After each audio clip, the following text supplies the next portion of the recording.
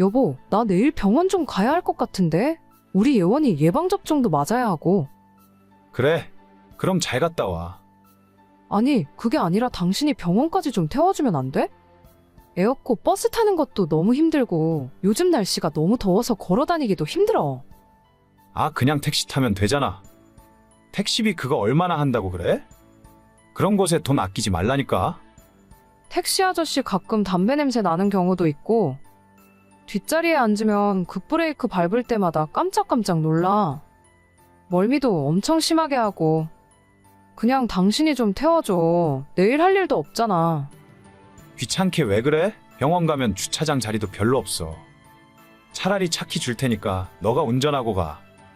당신 차 끌고 나갔다가 저번처럼 기스라도 하나 냈다간 난리 칠 거잖아.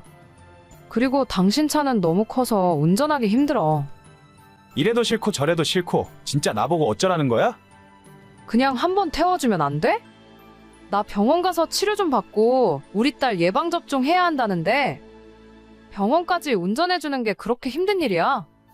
너는 내가 쉬는 날까지 가만 놔두질 않는구나? 늦잠 좀 자고 편하게 쉬게 제발 혼자 택시 타고 가. 아니면 내 차 운전해서 가라니까. 그러지 말고 정 그러면 나 차 한 대 사주면 안 돼? 비싼 것도 필요 없고 중고로 경차 하나만 사줘.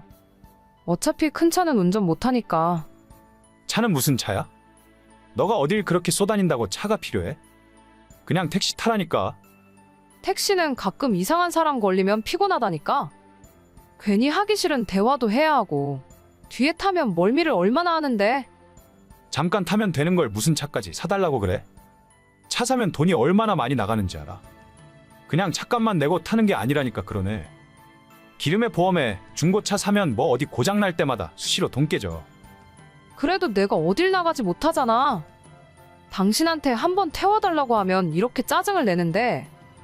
그냥 택시 타. 그게 돈 버는 거야. 나중에 당신 육아휴직 끝나고 회사 복귀하면 당신 버는 돈으로 그때 차 사던가. 진짜 너무하네. 저는 남편과 결혼한 지 3년 된 30대 초반의 여자예요. 결혼하기 전에는 각자 직장 생활을 하고 있었고 저도 그때는 차를 하나 끌고 다니고 있었습니다. 좋은 차는 아니고 중고로 구입한 작은 모닝이라는 자동차였는데 그 차를 타고 출퇴근도 하고 주말이면 놀러도 다니고 정말 많은 추억을 쌓았어요. 그런데 결혼을 하게 되면서 보통 남편 차로 다녔고 제 차는 거의 운행을 하지 않은 채 주차장에서 먼지만 쌓여가고 있었습니다. 이렇게 놔두는 것도 낭비다 싶어 중고로 팔아버렸고 그때 그 돈을 보태서 남편 차를 큰 걸로 바꿨습니다. 그 이후로 저는 지금까지 차를 운전하지 않았어요. 그런데 올해 초 아이가 태어나고 나니 은근히 돌아다닐 일이 많아지더라고요. 병원도 다녀야 하고 친정이나 시댁에 갈 일도 있는데 그때마다 아이를 데리고 대중교통을 타는 것이 힘들었습니다. 갓난 아이와 함께 버스 정류장에서 기다리는 것도 불편한 일이고 택시를 타면 여러 가지 불편한 상황이 생각보다 많았습니다. 탔을 때 안에서 담배 냄새가 나거나 급정거 급출발을 하는 바람에 뒷자리에 앉아 멀미를 하는 경우도 있었죠. 그래서 남편 평일 쉬는 날에 태워달라는 부탁을 했었는데 그럴 때마다 항상 짜증스러운 반응 때문에 말하는 것도 쉽지 않습니다. 자기 와이프 자기 아이를 태워주는 건데 왜 저렇게 싫어하는지 모르겠어요. 치사한 소리 하기도 싫고 그냥 내가 운전하고 다니는 게 낫겠다 싶었습니다. 하지만 남편은 차 사겠다고 하니 돈이 아깝다며 극심한 반대를 하더라고요. 아, 오는데 택시 아저씨가 이상한 소리 하잖아. 그냥 좀 태워주면 되는데 뭐가 그렇게 귀찮아해?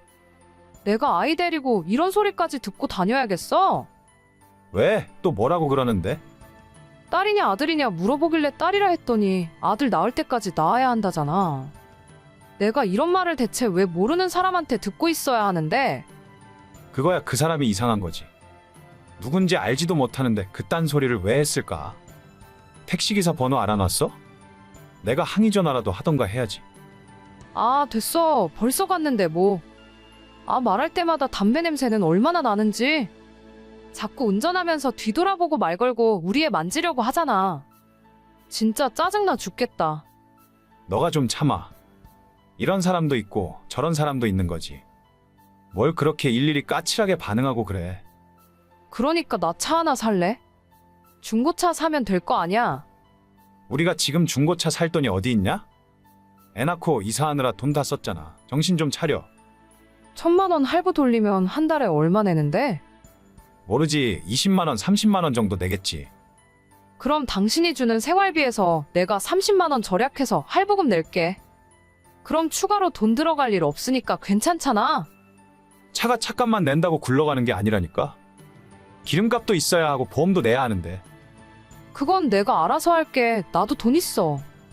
지금까지 모아둔 돈도 있고 육아휴직 하는 동안 받는 수당도 있으니까. 당신한테 돈을 더 내놓으라는 소린 안 할게. 됐어. 이상한 소리 하지 말고 그냥 택시 타. 여자가 차는 무슨 차야? 너가 우리 예원이 태우고 운전하다가 사고라도 나면 어떡해? 책임질 거야? 나 당신 만나기 전에도 혼자 운전 잘만 하고 다녔어. 그리고 따지고 보면 지금 당신 차 바꿀 때 내 차 판 돈으로 바꾼 거잖아. 그 이야기가 지금 왜 나와? 아, 몰라. 아무튼 택시 타고 다녀. 나한테 차 사달라는 소리 하지 말고. 진짜 어이가 없네. 좋아, 나도 다 생각이 있어. 저는 이 집안에서 가장 제 편을 들어주는 사람에게 바로 연락을 했습니다. 저희 친정 부모님이냐고요? 아니요, 바로 시아버지입니다. 시아버지는 결혼하기 전부터 저를 너무 예뻐하셨고, 특히 손녀가 태어난 이후로는 언제든 불편한 게 있으면 말만 하라고 하셨어요. 아버님, 저 너무 힘들어요. 왜? 우리 며느리 누가 힘들게 했어? 나한테 다 이야기해. 내가 해결해 줄게. 우리 아들놈이야? 아니면 시모가 너한테 뭐라고 잔소리하니? 아니요, 그런 게 아니고요.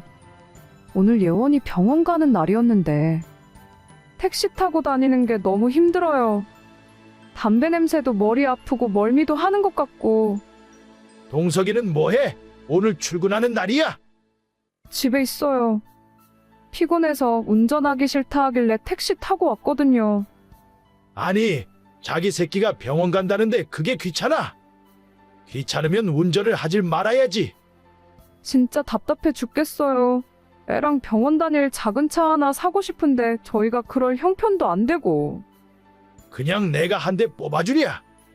아니에요. 안 그래도 아까 남편한테 이야기하니까 차만 산다고 끝이 아니고 기름값이며 보험료며 돈 많이 든다고 안 된대요. 그 자식 완전 웃기는 자식이네. 돈 부족하면 자기가 돈을 더 벌어오던가. 넌 가만히 있어라. 내가 다 해결해 줄게. 능력이 없으면 능력 없는 놈이 차를 타고 다니질 말아야지. 병원 볼일 마치고 집에 돌아갔더니 아버님이 집에 와 계셨습니다. 퍼질러 자고 있던 남편을 깨우시고는 한참을 혼내셨죠. 정신 상태가 글러먹었다느니 아빠가 되었으면 책임감을 가지라며 제가 하고 싶은 말로 한참을 혼내고는 남편 차키를 뺏어서 저한테 주셨습니다. 애초에 남편이 결혼하고 바꾸기 전 예전 차도 아버님이 사주셨거든요.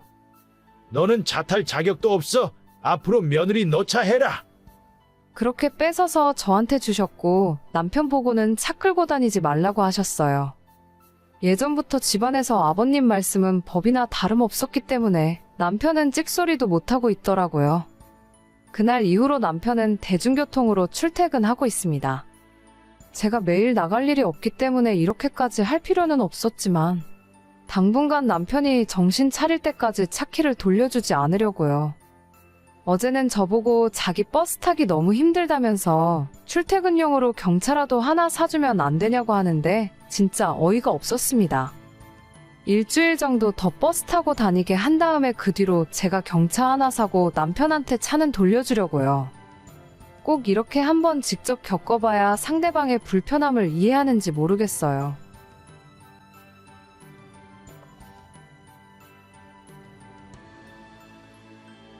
다음 주 화요일에 제사 있는 거 알지? 이번에는 성훈이 할머니 제사야. 내가 낮에 웬만한 준비는 다 해놓을 테니까 퇴근하고 성훈이랑 같이 천천히 건너와.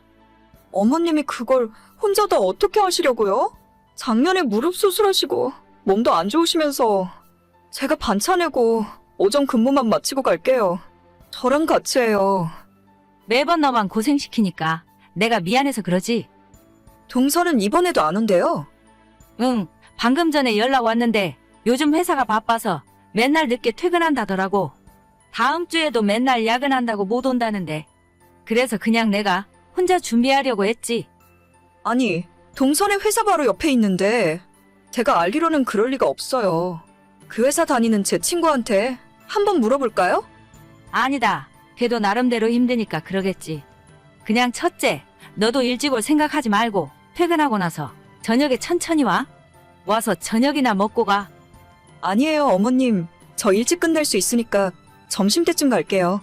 저랑 장 보는 것부터 같이 해요. 내가 미안해서 그러지. 괜찮아요. 다음 주 화요일에 다시 전화 드릴게요. 저보다 4년 늦게 이 집안으로 시집을 온 동서는 정말 얌체라는 말밖엔 달리 표현할 말이 없습니다.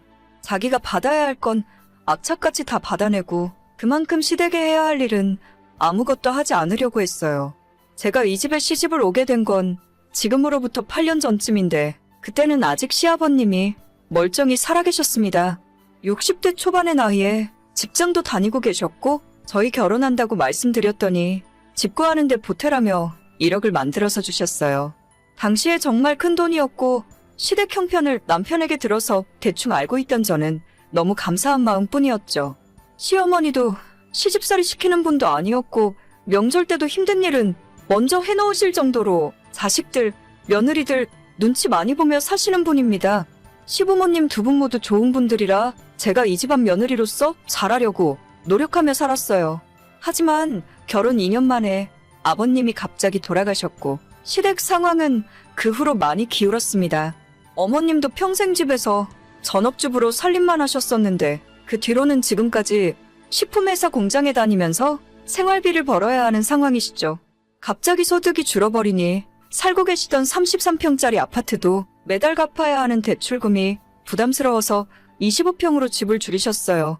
아버님 퇴직금도 있고 보험금도 나오긴 했는데 어머님 노후 준비가 완벽하게 되었다고는 하기 힘듭니다.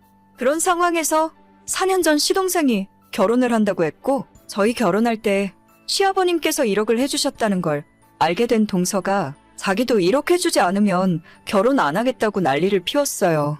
어머님이 굉장히 난감해 하셨는데 동서가 형님네랑 차별받기 싫다고 하운하겠다고 하니까 어쩔 수 없더라고요. 결국 어머님이 돈을 만들어 오셨고 저희도 가만히 있기 민망한 상황이라서 당시 어머님에게 1,500만 원을 뒤로 돌려드렸습니다. 그렇게 받아낼 거 다 받아서 결혼했으면 적어도 며느리 노릇은 똑바로 해야 할 것 아닙니까? 동서, 이번에도 회사가 그렇게 바빠? 네, 형님, 말도 마세요. 맨날 야근 시키고 이제는 아예 주말 출근하라는 소리까지 나오더라고요. 내가 그 회사 아는 사람한테 물어봤는데 요즘 바쁜 시기는 아니라던데? 부서마다 하는 일이 달라서 그래요. 저희 팀은 진짜 바쁘고 정신 하나도 없거든요. 그래도 다음 주 화요일에 시댁 제사는 와야 하지 않을까? 와서 음식은 안 하더라도 동서가 자리는 지켜줘야지. 저는 어차피 이 집안 자식도 아닌데요, 뭘. 며느리는 절도 안 하는데 제가 가서 뭐 하겠어요? 회사도 너무 바쁘고 피곤해서 늦게까지 시댁에 있으면 힘들어서 좀 그래요.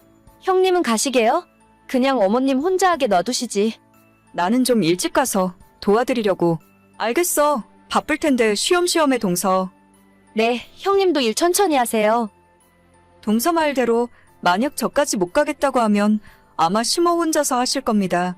그런 일로 잔소리하는 분도 아니고 어차피 며느리한테 힘든 일도 안 시키세요. 그런 어머님 성격을 알기 때문에 동서가 더 저렇게 마음대로 할 수 있는 거고요. 제가 착한 척하는 병에 걸렸다고 해도 할 말은 없는데 예전 시아버님도 그렇고 어머님한테 죄송한 마음이 들어서 도저히 동서랑 똑같이는 못하겠어요.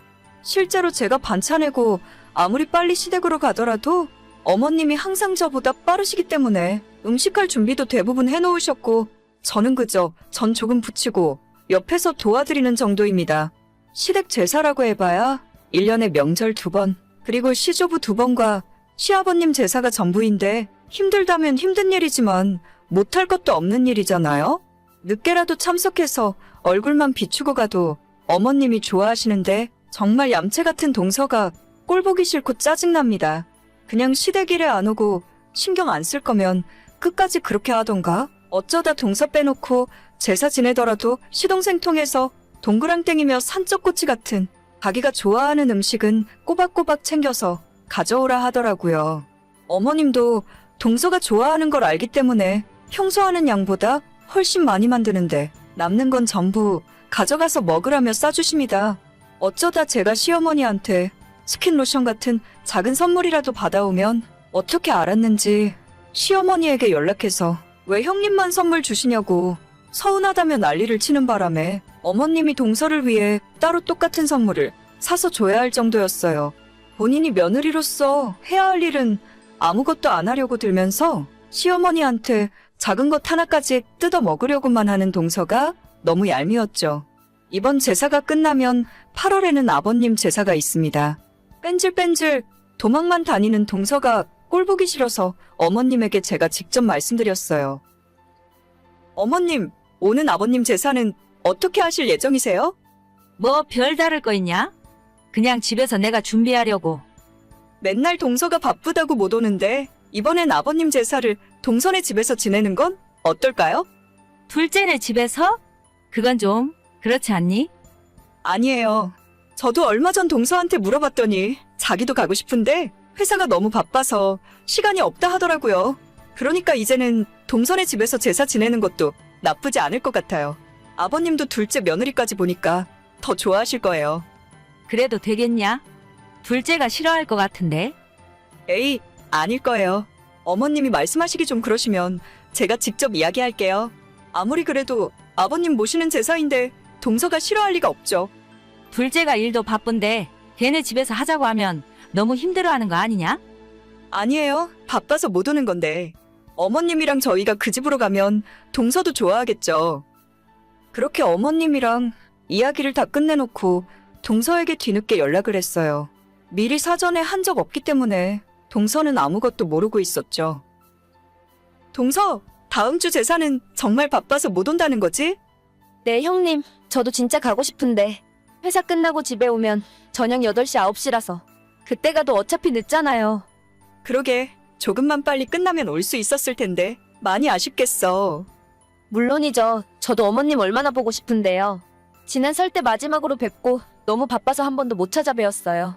그래서 말인데 8월에 아버님 제사 있잖아. 그때도 오기 힘들 것 같아? 다음 달은 잘은 모르겠지만 8월이면 휴가철이라 직원들이 교대로 휴가를 가거든요. 그럼 제가 다른 사람들 일까지 대신 해야 하고 아마 그때도 바쁘지 않을까요? 아, 그렇구나. 동서는 1년 내내 참 바쁘게 사네. 그러니까요. 저도 시댁 일에 참석하고 싶은데 그게 쉽지 않네요. 저희 남편은 보낼 테니까 걱정 마세요. 그래서 말인데 동서가 하도 바빠서 참석을 못하니까 우리가 동서한테 가기로 했어. 그게 무슨 말씀이에요? 다음 달 아버님 제사 때 어머님 모시고 동선의 집으로 갈게. 바빠서 오지도 못하니까 우리가 가려고. 아니요. 그러실 필요까진 없는데. 어머님 왔다 갔다 피곤하실 거예요. 차로 30분이면 가는데 뭐. 내가 좀 일찍 퇴근하고 어머님 모시고 가려고. 우리가 미리 준비해 놓을 테니까 동서는 걱정 말고 천천히 일 끝 마치고 퇴근해. 진짜로 오시게요? 농담하시는 거죠? 내가 이런 재미없는 농담을 동서한테 왜 하겠어? 바빠서 못 온다는데 우리가 가는 건 어렵지 않아. 앞으로 제사는 동선의 집에서 하고 괜찮으면 명절에도 거기서 모이지 뭐. 아니, 제 의견은 안 물어보세요? 부담 가질 필요 없다니까. 이렇게라도 안 하면 평생 동서 얼굴 보기 힘들 것 같아서 그래. 잠깐 생각 좀 해볼게요. 아니나 다를까 다음 날 바로 동서에게 연락이 오더니 다음 주 시할머님 제사 때부터 일찍 퇴근해서 참석하겠다고 하더군요. 어차피 퇴근하고 7시쯤 와봐야 그때는 준비도 다 끝나고 할 일도 없어요. 제가 일 시키려고 배 아파서 이러는 것도 아니고 집안에 며느리로 들어왔으면 최소한의 며느리 노릇은 했으면 좋겠어요.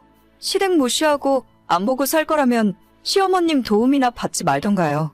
한번 이 정도로 해놨으니 앞으로 바빠서 못 오겠다는 말은 못 할 겁니다. 1년에 서너 번 얼굴 한 번씩 비추는 게 그렇게 힘들고 어려운 일인가요? 오늘의 사연은 여기까지입니다. 구독과 좋아요, 알림 설정은 많은 힘이 됩니다. 다들 행복하시고 좋은 하루 되세요.